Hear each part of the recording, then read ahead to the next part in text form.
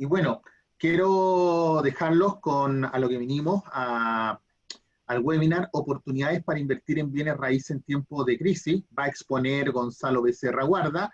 Es altamente probable que tengan muchas consultas, así que para que nos podamos ordenar con la información, nos pueden escribir las consultas a través del chat y después al final procesamos para que Gonzalo nos pueda compartir. Le hemos encargado a Gonzalo que todos los tips necesarios para la época que estamos viviendo el día de hoy.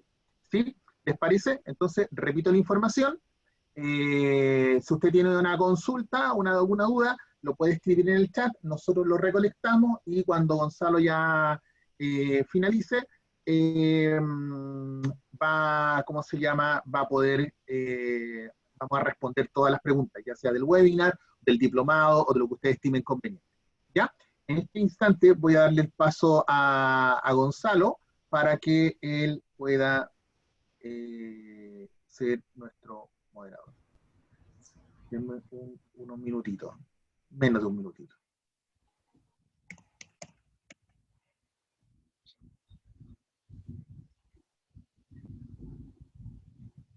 Estimado Gonzalo, eres el hospedador ahora.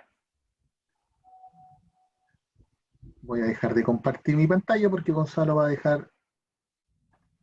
a comenzar a compartir.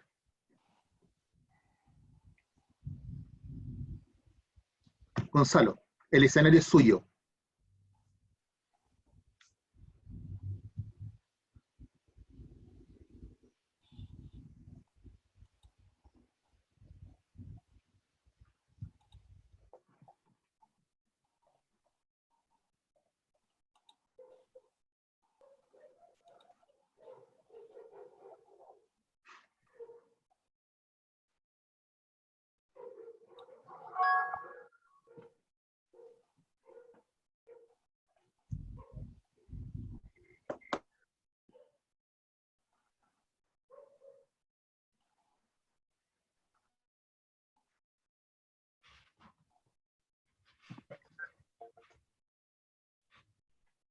Miguel, ¿se ve perfecto ahí? Sí, se ve bien. No has extendido tu pantalla por si acaso, o sea, tu PPT. Sí, Pero si quería tener la tranquilidad primero que se estuviera viendo. sí, se ve muy bien. Ya, perfecto. Gracias, Miguel, por la invitación y gracias a quienes hoy día nos acompañan.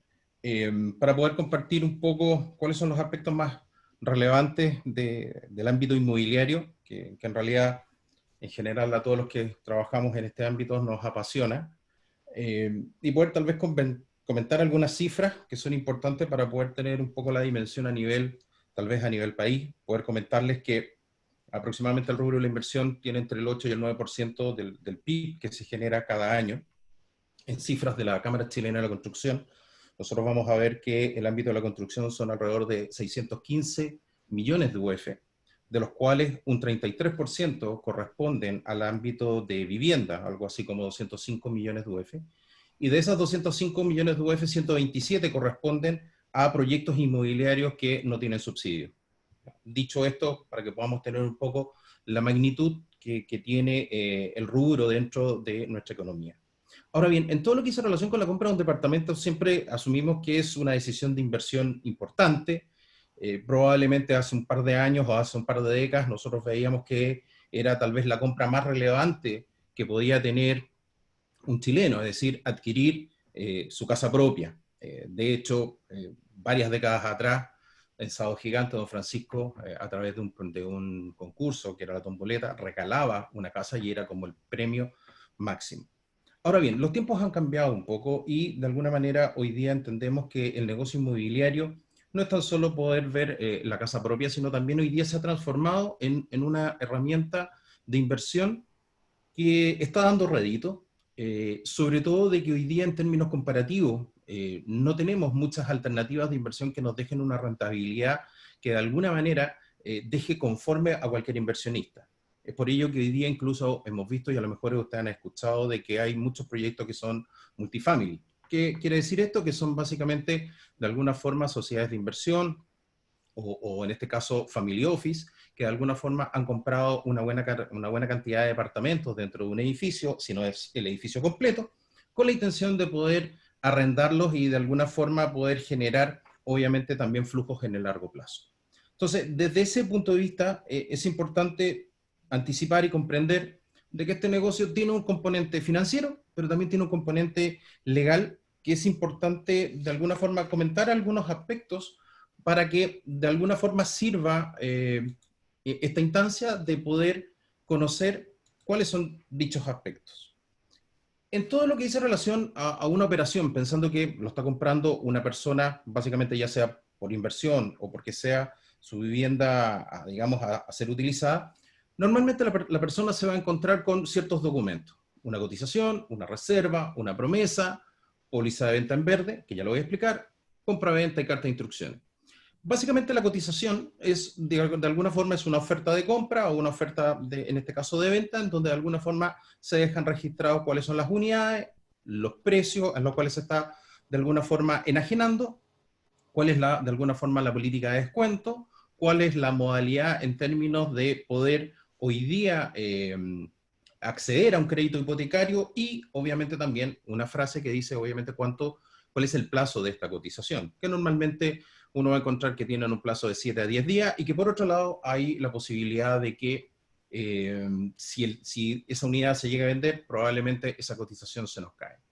Esa cotización va a dar paso básicamente a lo que es la reserva. Y en ese concepto de lo que nosotros podemos entender como la reserva, ya es un cierre de negocio un poco más formal, donde de alguna forma es la antesala a la promesa. Y la promesa ya es un contrato en donde obviamente tenemos, como todo contrato, deberes y obligaciones.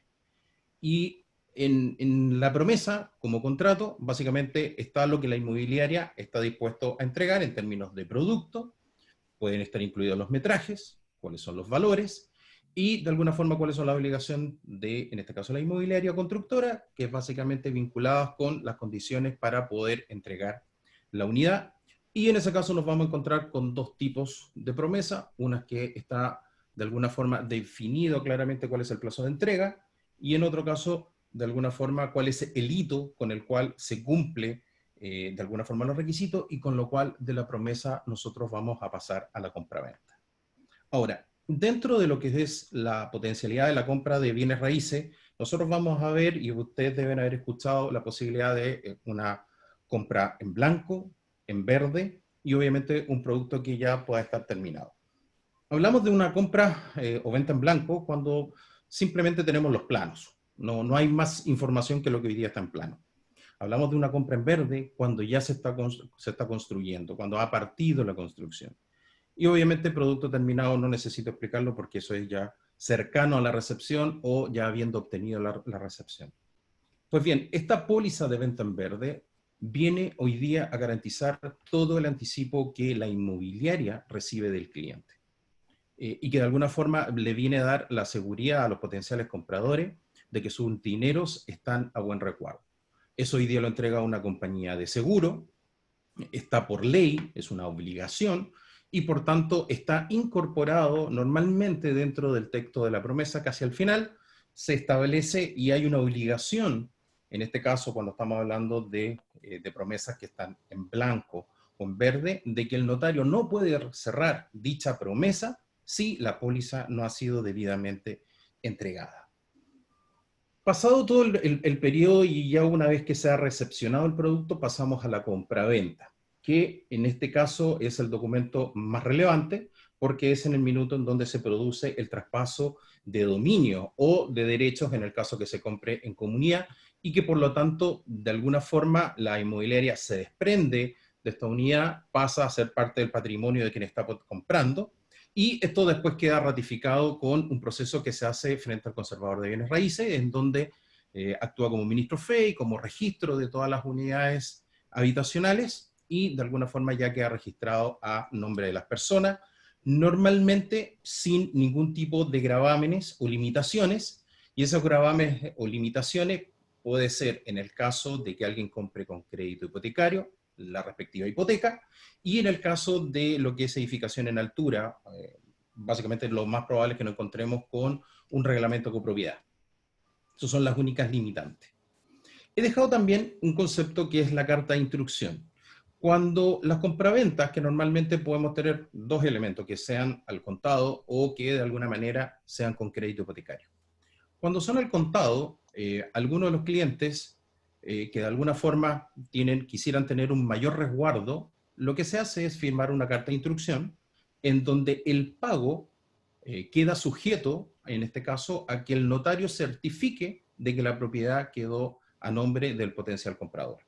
Y eso, de alguna manera, es un resguardo que utilizan casi todos los clientes, por lo tanto, en general, las inmobiliarias, nosotros estamos muy acostumbrados a que sea de esta manera, y el notario recibe los documentos que, en general, son valevistas o depósitos a plazo, lo que podemos utilizar para poder certificar de que eso está pagado.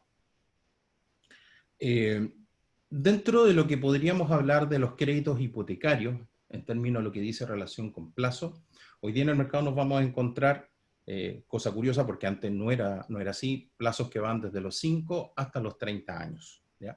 Y eso de alguna manera está también un poco en línea con los requisitos y los cambios que hemos tenido en los requisitos. Hace un par de años atrás, normalmente todas las operaciones eran al 90%. Hoy día nos encontramos que en general la mayoría de las operaciones están entre el 80 y el 85%, y ese porcentaje podría bajar en el caso que el banco se enfrenta con un inversionista, que en el fondo hablamos de inversionista cuando ya tiene más de 2 o 3 unidades. Entonces, en esa medida podríamos de alguna forma ver que tenemos distintos plazos como para poder comprar. También hace un tiempo ya se incorporó el concepto del CAE, y básicamente que lo que es el CAE es el costo anual equivalente, y lo que busca es poder generar una medida que sea comparable frente a las cotizaciones de los distintos bancos. Probablemente más de alguno le ha pasado que hace una cotización y frente a una tasa igual o similar, los dividendos dan distintos. Eso es básicamente por el costo de los seguros. Hay bancos que tienen seguros más caros, y otros bancos que tienen seguros más baratos. Las compañías de seguros que hoy día están financiando créditos hipotecarios, su gran entrada justamente, dice relación, Miguel, para que sepas tú, que en el fondo su política de costo en términos de seguro es bastante más baja que lo que puede tener un banco. Entonces, desde ese punto de vista, es interesante que de alguna manera el cliente, cuando esté cotizando seguro, que se acerque a la inmobiliaria. Normalmente todas las inmobiliarias nosotros asesoramos a los clientes en la medida para que pueda tomar una decisión correcta en términos y podemos ayudarlo en la elección del banco. Otro elemento que es interesante y que normalmente les termina sorprendiendo a los compradores dice relación con los gastos operacionales o el seguro. ¿Qué son estos gastos operacionales y los seguros? Bueno, los gastos operacionales de alguna forma dice relación con todo el proceso de la escrituración, y dice relación con el tema de la tasación, que esto quiere decir de que un banco envía a un arquitecto o a un profesional competente para poder validar que el precio en el cual se está vendiendo o enajenando la unidad realmente sea un precio que esté de acuerdo al mercado, y por lo tanto no haya alguna operación que de alguna forma se nos escape de los cánones absolutamente normales. Aparte de la tasación... Disculpa que te moleste, hay personas que están esperando en la sala para entrar, y te recuerdo que no has cambiado la PPT, por si acaso, ya la lámina, el slide. Y así no sé si puedes admitir personas que están en la sala, no están escribiendo. Ya, dame un segundo. Gracias.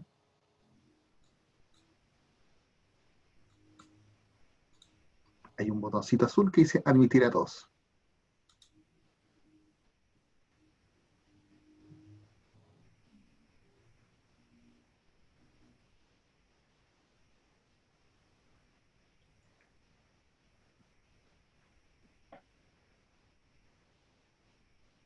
Ok.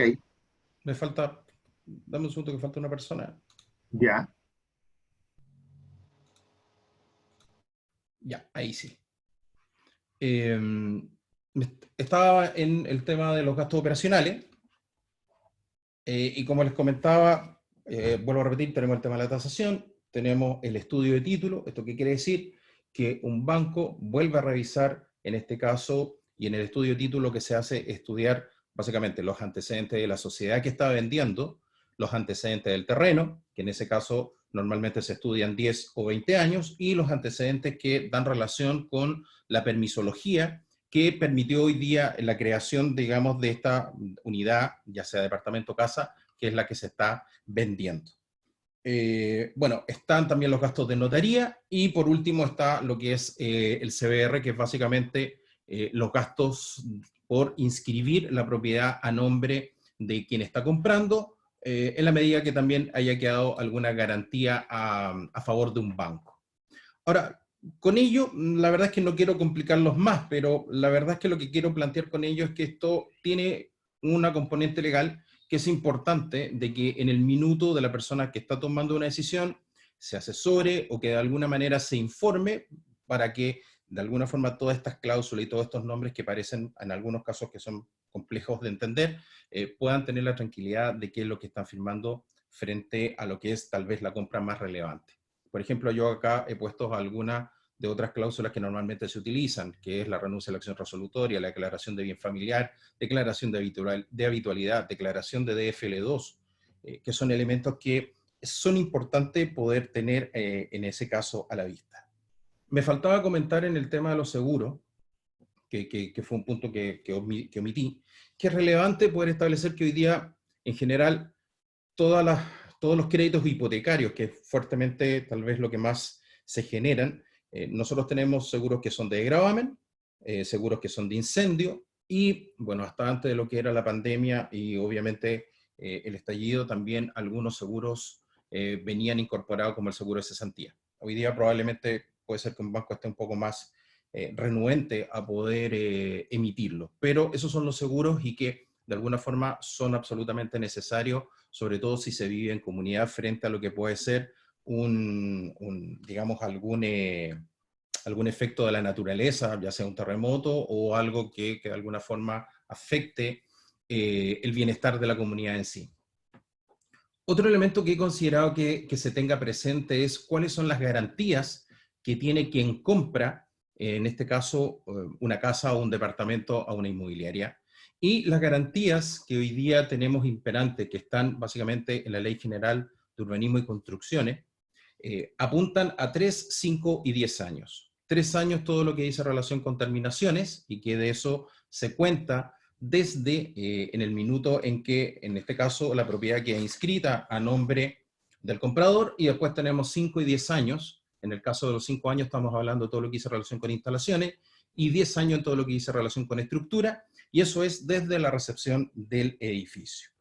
Ahora, acá estamos frente a una responsabilidad absolutamente directa. ¿Y esto qué quiere decir?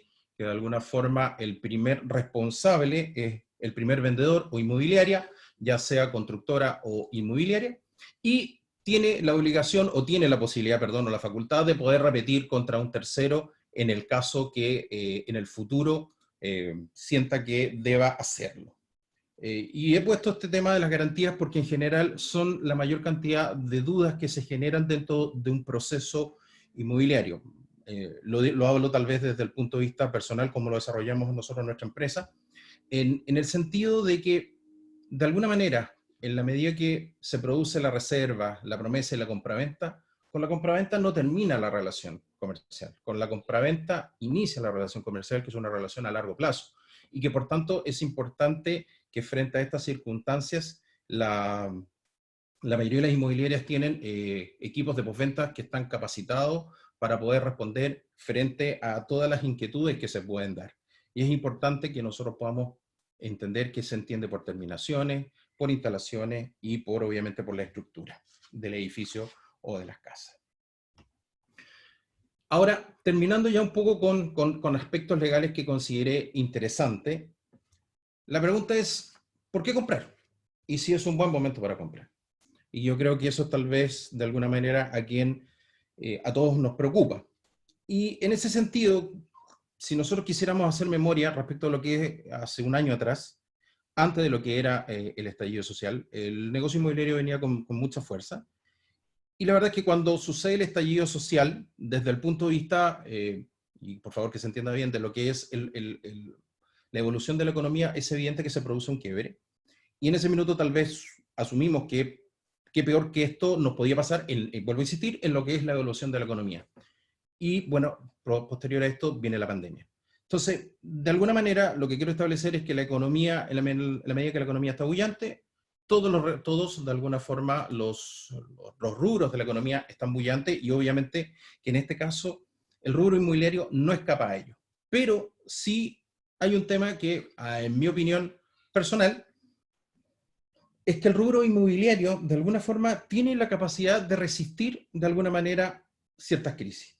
Y ya vamos a ver, de alguna forma, por qué. Y cuando nosotros estamos frente a una crisis, en qué podría traducirse para el mundo inmobiliario? Básicamente que las personas cambien sus expectativas y sus comportamientos de consumo, y que por lo tanto significa que la velocidad de venta, es decir, lo que yo me demoro en vender el proyecto, se me haga mucho más largo. Por lo tanto, vamos a tener mayor cantidad de número de meses para agotar el stock. Y de alguna manera uno podría esperar o suponer que frente a eso van a bajar los precios. Entonces, el punto está en que de alguna manera lo importante es, respecto de cualquier crisis, saber cómo lo termina pegando, en este caso, a las empresas inmobiliarias. Y la verdad es que eso está de acuerdo un poco al tamaño de la empresa. Y dependiendo del tamaño de la empresa, es cómo le va a pegar. Ahora, independiente de ello, yo creo que hay que reconocer ciertos aspectos que son importantes en establecer respecto de cuáles son frente a la compra de un departamento. Y eso dice relación con, por ejemplo, el objetivo de la inversión, el acceso al financiamiento, la tasa de interés y los precios. Cuando establezco de alguna forma el objetivo de la inversión, ¿qué quiero establecer con ello?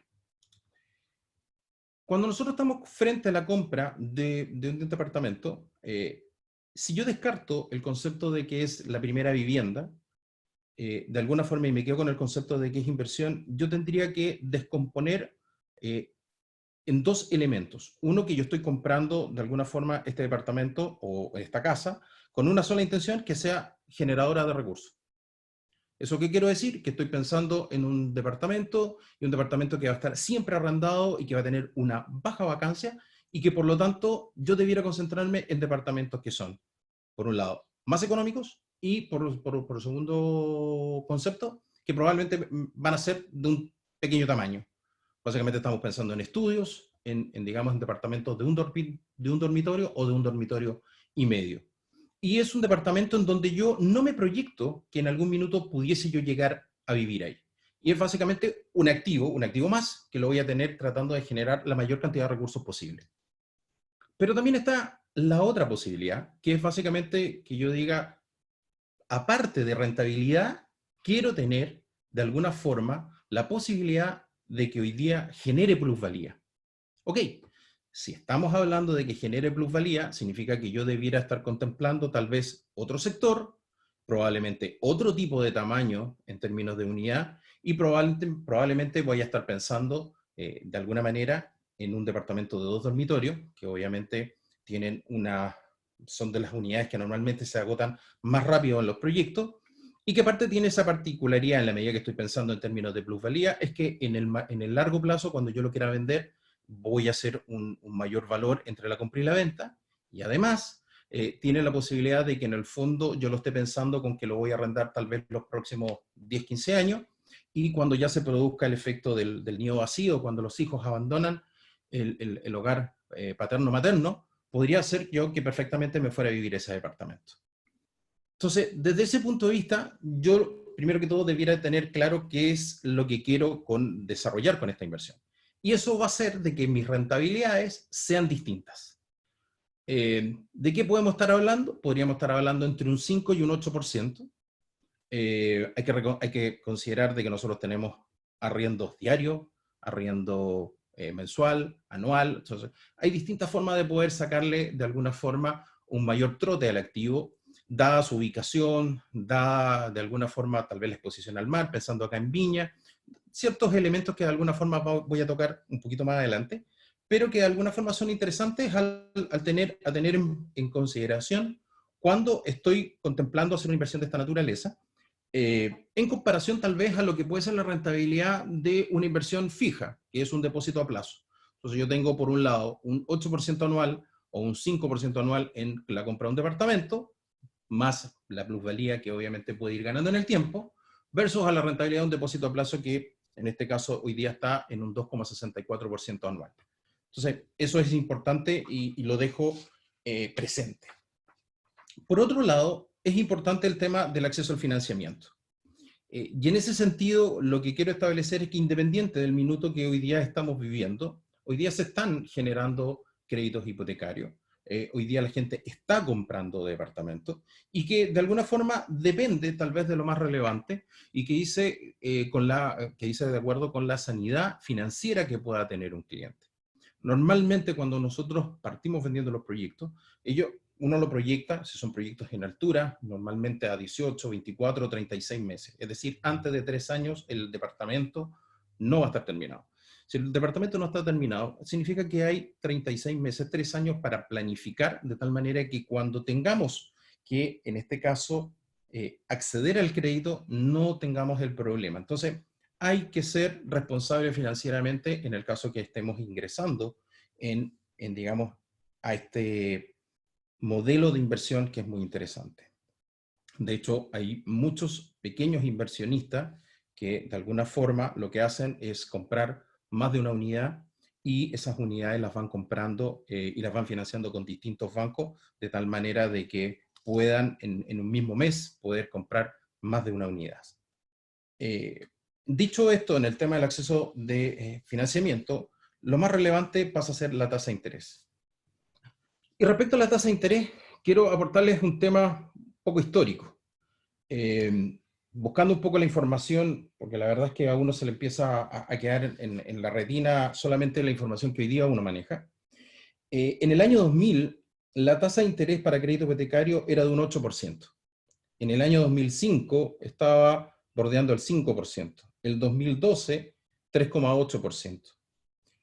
Tuvimos la oportunidad de ver operaciones antes del estallido del orden del 1,5%. Y hoy día está en el 2,68%. Y dependiendo un poco de la calidad del cliente para los ojos del banco, podemos encontrar tasas que son más bajas. Me ha tocado ver operaciones dentro de este mes, el mes de agosto, y me tocó ver operaciones que son al 1,5, al 1,8. Por lo tanto, eso depende un poco también del patrimonio y de la calidad que pueda tener digamos, en este caso, el potencial comprador respecto a los ojos del banco. Por tanto, si yo quisiera establecer en lo que dice relación al tema de la tasa de interés, lo relevante en este caso de la tasa de interés es que la tasa que tenemos hoy día, medida en los últimos 20 años, claramente es dentro de las más bajas. Ahora bien, dado lo que ha planteado el Banco Central, lo que hoy día nosotros estamos viendo es que el Banco Central ya ha manifestado que las tasas no van a subir en un tiempo importante para poder apostar a todo lo que es la recuperación económica. Por tanto, en ese sentido, lo que debiéramos esperar es que las tasas vayan fluctuando, pero en lo personal no preveo que vaya a superar el 3,5%.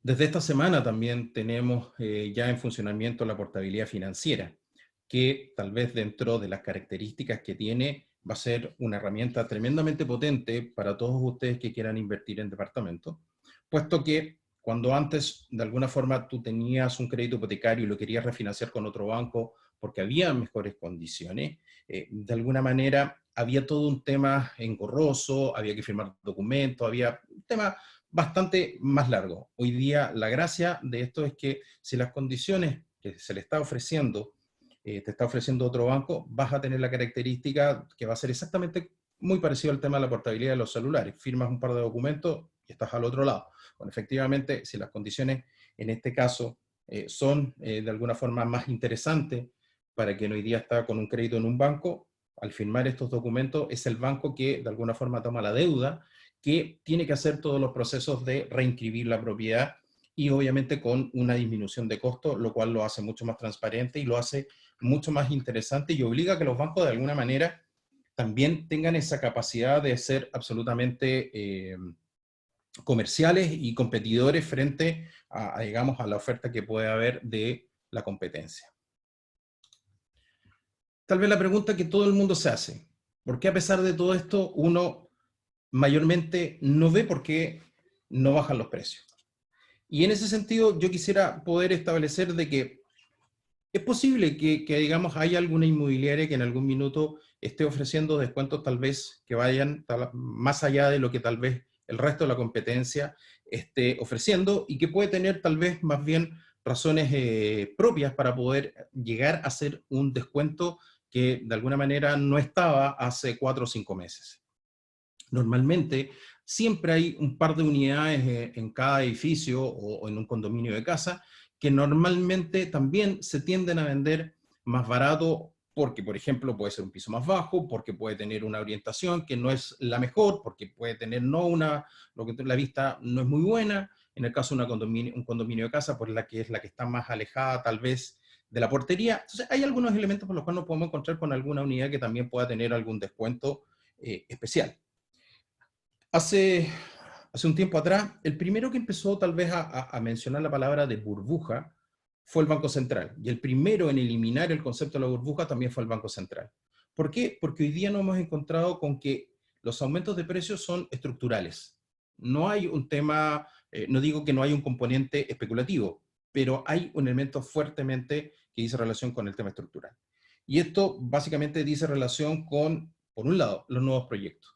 Hoy día estamos teniendo una disminución en básicamente los porcentajes de superficie que se aprobaron en el año pasado respecto a lo que están aprobando este año, obviamente entendiendo la situación que estamos viviendo. Y por ejemplo, algunos datos, en el caso de acuerdo al INE, a mayo del 2020, la superficie aprobada disminuyó un 38% y los permisos han disminuido un 30%. Entonces, hoy día, ¿qué quiero decir? Que tenemos una menor oferta que está ingresando al mercado. Si hoy día hay una menor oferta, es evidente de que en el fondo no hay una nueva competencia, no se genera un efecto de presión y por lo tanto los precios, por ese concepto, no habría ningún motivo por el cual tal vez la inmobiliaria estaría dispuesto a bajar precio. Pero aparte, tenemos otros elementos que dicen relación con un tema bastante más al hueso del desarrollador inmobiliario. Por un lado, tenemos nuevas regulaciones y esas nuevas regulaciones se traducen netamente en precio. Por ejemplo, el IVA. Hasta hace un par de años no estaba grabada la actividad inmobiliaria con IVA y hoy día lo está. ¿Y eso en qué se traduce? Que los precios subieron solamente por concepto de IVA entre un 3 y un 6%. ¿Por qué un 3 o un 6%? Depende de la incidencia del terreno. Si el terreno, a medida que el terreno es más barato, el IVA es mucho más caro y a la medida que el terreno es más caro, el IVA es más bajo. Tenemos, por ejemplo, la sobretasa a los bienes raíces, tenemos que hoy día los proyectos tienen un concepto de teleco, que son básicamente todo lo que hizo relación con las telecomunicaciones, y que lo contemplé como una regulación que se traduce en costo, y es porque yo creo que todos hemos vivido, después de esta pandemia, los defectos que hoy día tienen los proveedores digamos, básicamente de televisión e internet. Entonces, la inmobiliaria desarrolla un tremendo proyecto para que, de alguna forma, quienes estén viviendo podamos hoy día gozar de un buen servicio, pero las compañías parecen no estar, de alguna forma, todavía preparadas. Por otro lado, en noviembre parte el aporte financiero a espacios públicos. Y eso, desde el punto de vista económico, se traduce hasta en un 44% del avalúo fiscal. Entonces, estos elementos van derecho a ser un costo que de alguna forma se termina traspasando a los potenciales clientes.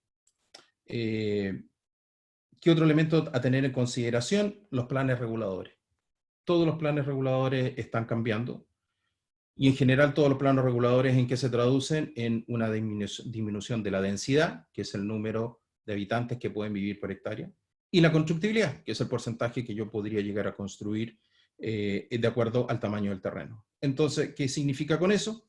Que tengo menos proyectos, que son más pequeños, donde caben menos personas, y por lo tanto se nos traduce que de alguna forma los precios no hay ninguna, digamos, noción de por qué podrían bajar, salvo algún tema de una restricción tremendamente importante. mirando algunos datos de la Cámara Chilena de la Construcción, normalmente el índice real de precios está mostrando un alza del 10%, el cual se ve atenuado por de alguna forma, por lo que estamos viviendo, que hoy día está del orden del 8%. Por último, ¿qué elementos les recomendaría yo que debieran tener en cuenta en la elección de la compra de un departamento? Primero, ubicación. Y cuando hablo de la ubicación, estoy contemplando, si estuviéramos hablando de Santiago, eje metro. Y si no estamos hablando de Santiago, estoy hablando de que de alguna forma esté a 10 o 15 minutos, básicamente del colegio, del trabajo, de servicio.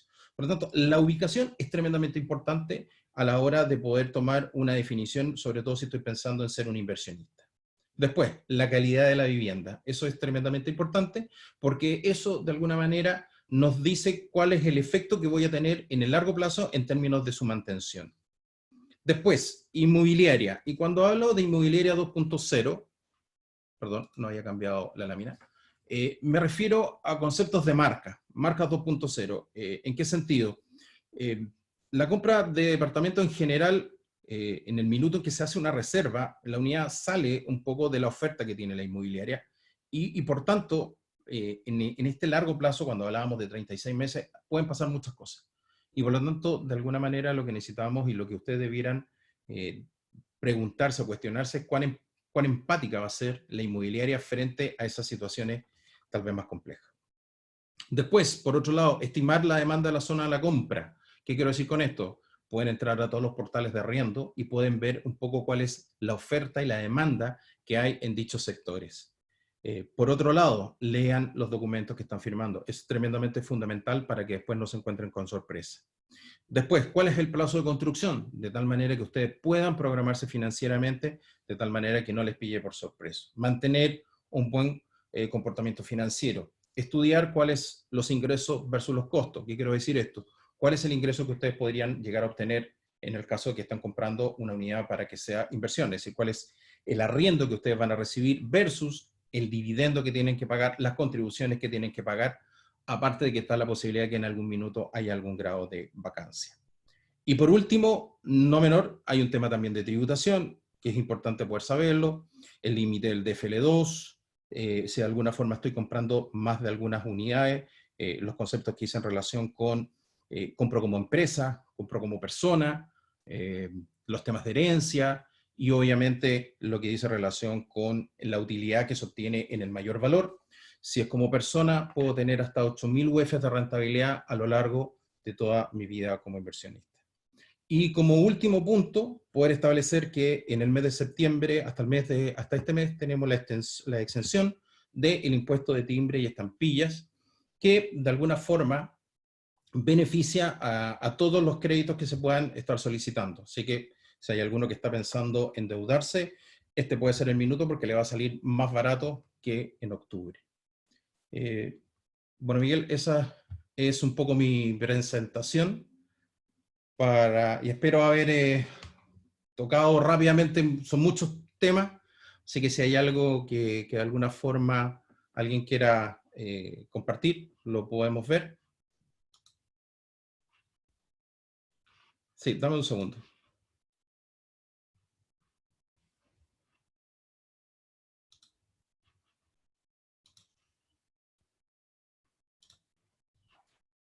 Muchas gracias, Gonzalo, por tu presentación. Vamos a ver si vi por ahí algunas manos levantadas ahí en el chat. Vamos a habilitar los micrófonos por si alguien quiere ir consultando. Mientras tanto, Gonzalo, lo que podríamos hacer para poder agilizar el proceso de las preguntas, no sé, habilítame como anfitrión, regresame nuevamente el anfitrionismo, y Ya. para habilitar a los colegas que quieran consultar. Yo tengo algunas preguntas también acá en el chat, ¿ya? Sí que abro la posibilidad de micrófono. Si ustedes quieren comenzar a hacer alguna consulta. ¿Puedo responder algunas preguntas que estoy viendo? Perfecto, Gonzalo. Sí, sí. Me imagino que te llegaron varias preguntas. Preguntando, en la venta de una propiedad, ¿se tributa más como persona natural o como empresa? Tremenda pregunta. Faltan un poquito de antecedentes como para poder dar la respuesta. Lo que hay que tal vez tener claro es que cuando estamos en el ámbito de las empresas, lo que se busca establecer es la diferencia entre ingresos y egresos y con la posibilidad de ciertos créditos. Y también, y desde el punto de vista de persona natural, básicamente no tenemos conceptos de crédito y por lo tanto el mayor valor hoy día podría estar yendo contra este gran crédito que tenemos de la 8000 UF. Por lo tanto, si estuviésemos hablando de que se está vendiendo una sola propiedad y que en el fondo se produjo por efectos de herencia o porque yo la compré, la respuesta debería ser como persona. Ahora, evidentemente, en la medida que yo tenga más unidades, podría ser interesante revisarlo como empresa. Aparte que, en particular, digamos, con todos los paquetes que de alguna forma se han impulsado este año, vamos a tener 2 años, yo creo, con una baja tributación para ciertos regímenes tributarios, no para todos, para ciertos regímenes. Entonces yo invito a quien está haciendo esa consulta que de alguna forma se asesore para que pueda estar evaluando. Perfecto. Muchas gracias, Gonzalo. Mauricio tiene la mano levantada. No sé si quieres consultar algo.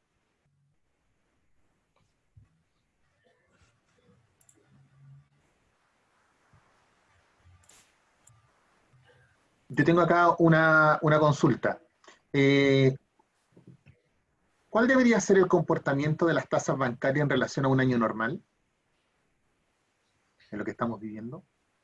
Tal vez que hubiésemos mantenido una tendencia en una tasa que probablemente debiera estar más cercana al 2, respecto de que hoy día está más cercana al 3. Ahora, las tasas en relación a lo que es julio y agosto viene bajando. Yo esperaría que en septiembre sea menor. Ahora, cuando estoy hablando de menor, estoy hablando, si no me falla la memoria, julio fue 2,72 y agosto fue 2,60 y algo. Entonces estamos hablando que son decimales, no es una baja tan relevante. Ahora, es importante que yo creo que la persona que está haciendo la pregunta se acerque a su banco porque puede ser de que se encuentre con una grata sorpresa, puesto que a lo mejor para el banco es un tremendo cliente y por tanto se puede encontrar con una tasa tal vez más baja. Sobre todo que hay que hacer la diferencia si estamos hablando de una persona que es su primera vivienda, su segunda o su tercera. Perfecto. Gonzalo, disculpa, tenemos otra consulta acá. ¿Existe algún instrumento financiero que sea más rentable que un inmueble? Hoy día yo me atrevería a decir que no. Yo me atrevería a decir que no. Tal vez podríamos evaluar un fondo mutuo inmobiliario. Podría ser que en algún minuto tuviera tal vez una mejor rentabilidad, porque eso responden, digamos, eso hacen un paquete de distintos proyectos y por lo tanto tiene tal vez la ventaja de que puede promediar, sobre todo si hay algún proyecto que de alguna forma en algún minuto se pueda disparar. Pero en general me cuesta pensar tal vez en algún otro instrumento financiero que hoy día nos pueda dar alguna sorpresa. Porque aparte, en general, los departamentos no tienen, es difícil que bajen de precio, salvo alguna externalidad negativa muy importante. Me tocó ver un par de casos de departamentos que están hoy día en el entorno de Plaza Italia. Efectivamente, esos departamentos hoy día, si la gente lo quiere vender, probablemente le va a costar, no va a ser tan fácil. Pero en general lo que uno ve es que los departamentos van subiendo en general paulatinamente, no es tampoco un alza muy importante, salvo en algún minuto que aparezca algún proyecto que sea muy interesante y que ese proyecto en particular tenga una alta demanda. Y eso en la ciudad de Viña lo podemos ver. Hay proyectos que hoy día que despiertan un interés, digamos, mayor de la gente y eso puede generar de alguna forma eh, una rentabilidad especial. Y eso ustedes lo pueden ver. Vean ustedes hoy día el desarrollo habitacional que en su minuto se generó entre Álvarez y Viana, en lo que dice relación a Gustavo Frique, y tal vez en algún proyecto que también esté explotando una vista interesante al mar, obviamente que podríamos encontrarnos con algún proyecto que tenga alguna plusvalía importante. De hecho, hay algunos inversionistas que no compran departamentos, sino que lo que hacen es reservan, pagan el pie y después lo que hacen es ceder la promesa. Y entre la compra y la venta de esta sesión, de alguna forma hay un diferencial y obtienen rentabilidad. Ya, acá tengo otra consulta. ¿La portabilidad financiera hoy en día ya está aprobada como ley? Está Y, funcionando, partió esta semana. ah, Me ya, refiero que partió esta semana, ingresan a los portales de sus bancos y ya debieran algunos tener habilitado de alguna forma algún sistema de oferta. Yo tampoco he tenido la oportunidad de entrar al mío, pero lo que se informó era que desde el día martes entraba en funcionamiento. El de que es ley es hace un rato. Se dio un plazo para que en el fondo los actores tuvieran la capacidad de adaptarse a lo que iba a ser este cambio. ya. Otra consulta. ¿Es mejor invertir en Santiago o en la región de Valparaíso? La diferencia que tiene Santiago con todas las regiones dice relación con la profundidad que tiene el mercado. Para el efecto de Santiago, hoy día tenemos una población de 7 millones de habitantes y en el caso de Santiago, aparte, genera atractivo para probablemente 1 millón o 500.000 personas que no viven en Santiago, pero que de algún motivo, por trabajo, por estudio, van a ir a vivirse a Santiago. Y en el caso de lo que dice relación con nuestra región, con la quinta región, obviamente que está más, tal vez más bien vinculado con la explotación de lo que dice relación con el verano y con las actividades propias y con la calidad de vida que también ofrece la quinta región respecto de Santiago. Las cercanías que tenemos hacen cada vez que pensamos en algún minuto que la quinta región va a ser como ciudad dormitorio de Santiago, pero todavía falta un poquito tal vez para ello. Yo te diría que hoy día la diferencia está en que Santiago es un mercado mucho más profundo en comparación a la quinta región. Otra consulta que respecto a la portabilidad. ¿Nos podrá beneficiar a las personas que mantenemos crédito hipotecario? Absolutamente, absolutamente, porque de alguna manera ustedes pueden entrar a otro portal, seguramente van a tener que ingresar sus datos y el banco les va a hacer alguna oferta. En general, hoy día me toca ver, porque justo tengo 2 edificios en escrituración y estamos viendo que hay tasas distintas. O sea, el mismo banco X, para operaciones relativamente similares, está dando tasas distintas. Así que en este caso no me cabe la menor duda de que debiera ser. Yo siento hoy día que dentro de los favorecidos con el tema de la portabilidad está el crédito hipotecario, básicamente por todo lo que dice relación con el trámite y con lo engorroso que es para quien de alguna forma no está acostumbrado a todo este trámite de levantar la hipoteca, de constituir la nueva hipoteca, de ir al conservador, que es una joda. Otra consulta que tengo acá. ¿Qué es un multifamily? ¿Tiene mejores características que una unidad tradicional? El multifamily es básicamente, nosotros hablamos de un edificio multifamily cuando en el fondo viven más de una familia, pero que de alguna forma en este caso el tomador, el dueño, está arraigado en pocas manos. Eh, Me toca más verlo en Santiago. Probablemente acá en Viña debe haber algo, pero no tengo concepto. Pero en sí en Santiago lo que a uno le toca ver es que estos edificios multifamily lo que hace es básicamente frente a un proyecto que se está desarrollando, lo miran, les gusta la ubicación, se hacen los cálculos y lo que hacen es comprar el edificio completo. Y ellos los van arrendando y generan un efecto de comunidad especial. ¿A qué quiero decir con comunidad especial? Básicamente funciona con un sistema de contrato distinto a lo que podría tener cualquiera de nosotros que tiene un departamento para efectos de inversión. Funciona con un concepto de contratos diferenciados en el tiempo, en donde se busca que el edificio entregue prestaciones y calidad de vida de tal manera de tener capturado un poco al usuario. Greystar es tal vez una de las empresas más grandes, la pueden googlear, que obviamente está en Chile y que obviamente está fuera de Chile, y lo que ellos, de alguna forma, en palabras de su CEO, en que tuve la oportunidad de estar, es básicamente ellos lo que quieren generar es el concepto Starbucks, que es básicamente el hecho de la experiencia, y con eso mantener cautivo a los arrendadores. Y fíjate que en ese sentido, el mercado de a poco va apuntando hacia allá. Es claro que con el tema del estallido más la pandemia, hay mucha gente que no va a poder comprar casa, por lo tanto lo que nosotros debiéramos ver es que el mercado de los arriendos se espera que suba entre un 5 y un 7%. Y nuestros índices de arriendo a nivel internacional son bajos. Es decir, es un mercado que tiene la posibilidad de crecer aún más. Ya. Otra consulta, aquí me preguntan, a nivel de plusvalía, ¿Santiago o Valparaíso? ¿Qué es mejor? Up, a nivel de plusvalía, habría que hablar de ciertas comunas de Santiago y habría que hablar de ciertas comunas de la quinta región. En ese sentido, por mencionar alguna, eh, pensando un poco en la comuna, en qué es lo que genera digamos, a quienes hoy día la están habitando. ¿Qué quiero decir con esto? Básicamente Providencia, Ñuñoa, Vitacura, Las Condes, son de algunas comunas que generan una calidad de vida y una prestación a quienes hoy día viven ahí que efectivamente permite un nivel de plusvalía importante. De alguna manera, los invito a que ustedes googleen y vean en cuánto se vendió el metro cuadrado del tiramisú, que está en Isidro Ganechea, y ahí uno se puede dar cuenta que de alguna forma hay un efecto de plusvalía importante. Y acá en la quinta región hay zonas bien interesantes en términos de plusvalía, lo mencionaba frente a lo que dice relación buscando cerca del eje de para Álvarez, Viana, donde está el hospital, que ya lo vimos con un proyecto que se desarrolló en Valparaíso al lado en este caso de Carlos Van Buren, del hospital, generó un efecto inmobiliario y esos departamentos y esos proyectos fueron muy buenos proyectos en términos de plusvalía.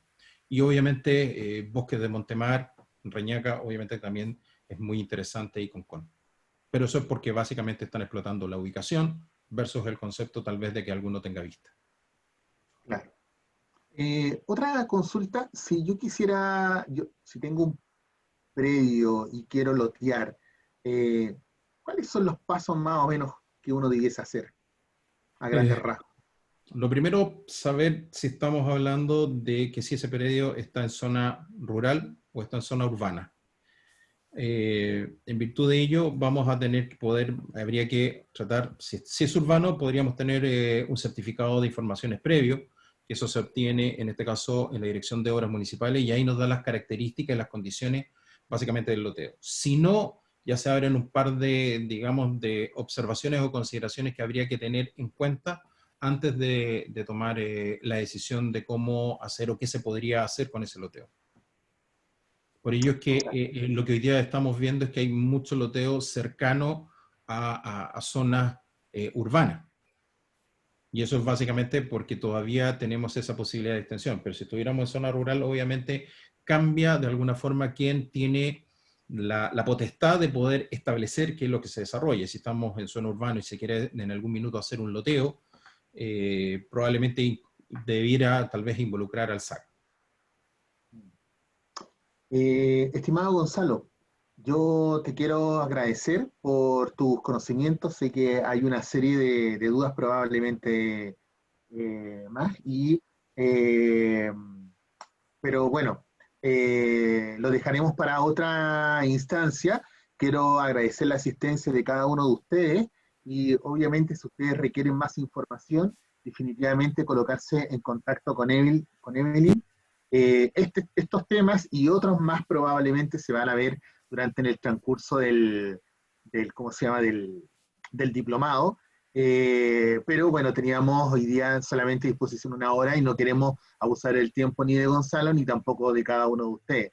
Así que nada más que darle las gracias a todos ustedes y la tremenda participación que hay en el chat, es una cosa impresionante. ¿Mm?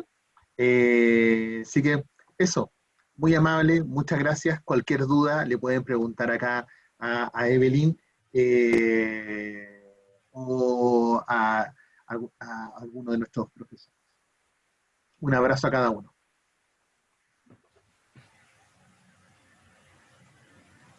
Damos por finalizado nuestro webinar del día de hoy.